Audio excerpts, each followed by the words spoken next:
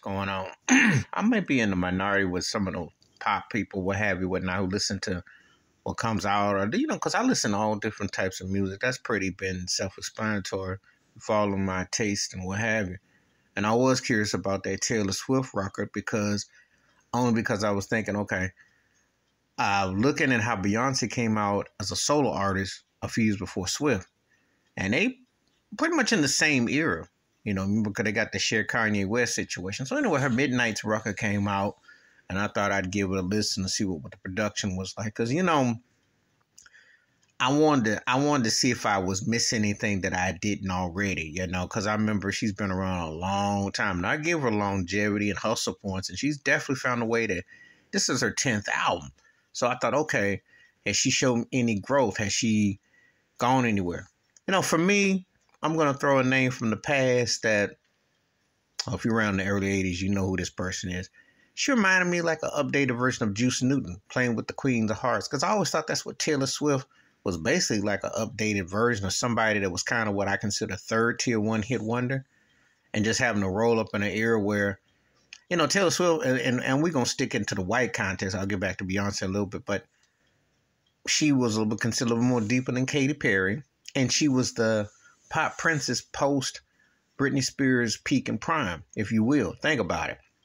Because anything up 2006, 2007, that's where this shit blew up. And she dabbled a little bit country, a little pop. I thought maybe you might have a broke Linda Ronstadt in you. So I'm sitting here listening to this record, and it sounds like a lot of sounds that I've heard the last decade. Production, vocally. The only thing about Swift that got my attention is that she wanted to get her masters back. And she was thinking about re-recording her songs. I thought that was interesting. But when I listen to her records, I just find somebody that's, pretty overrated, a one-trick pony, a few nice chords, and an R.A. voice. Aretha Franklin once said the best thing about Taylor Swift is she had nice gowns. I thought that was a hardcore diss. But I'm not going to argue with Aretha Franklin. When you consider the queen of soul, the late, great Aretha Franklin, and we talking about talent and a woman who stood to her own statue, it's hard to kind of argue against that. And with Swift, from the white pop perspective, she ain't no Karen Carpenter. She ain't no Barbra Streisand.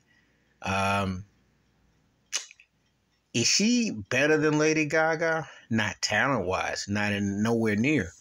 But she finds a way to find a niche. She's kind of pulling like a Shania Twain, but with an accessible pop lane that's worked. But I just haven't really heard anything that I thought, oh, wow, she's a second coming for all the hype she gets, So, Midnight's production, it's, Lavender Haze is about her current relationship and stuff. I heard that one. That was an old school term. She's from cover familiar terms. She always talks about breaking up with somebody, and that becomes her theme. Basically, the blueprint to that goes back to the most Sade records, the Mary J. Blige records, and of course, Adele. And so when white pop artists do it, they can make that thing last and get paid for it, and the record sales will continue. That's the difference. Unless, of course, it's Sade, who's an exception to that rule. But heartache and heart pain and all that. But you just kind of wonder when you read the content and where it's going. She has some trap beats and some stuff on the record. Taylor ain't never been hip. Even when she worked with Kendrick Lamar, never really felt like, it's kind of like a little nudge and a little nod, little tokenism, like it kind of works for her, what have you. So her new album, much ado about the same. I know Rolling Stone and them other magazines get bought and paid to give her glowing reviews, but she's always been a one-trick pony to me. Few chords, R.A. voice, and lyrics that can go hit and miss, but not worth all the hype, though. Really. And this record ain't no better than the Beyonce record I heard, But they in the same neighborhood as far as appeal across or have, except Swift gets, white privilege appeal. That's the difference, and that's just the fact.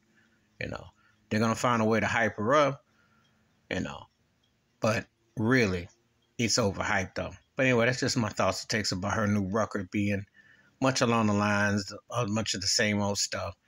And it's going to be overhyped and oversaturated like she is. She aight, but not that memorable. Please send me your thoughts and your takes. Welcome thoughts and comments. Wash your hands, keep your mind clear, watch out for one another. And, you know, they looking for somebody to be some kind of pop saver musically in an era when people don't even buy records like that. But that's the hype. And the hype dictates with the machine. I'm out.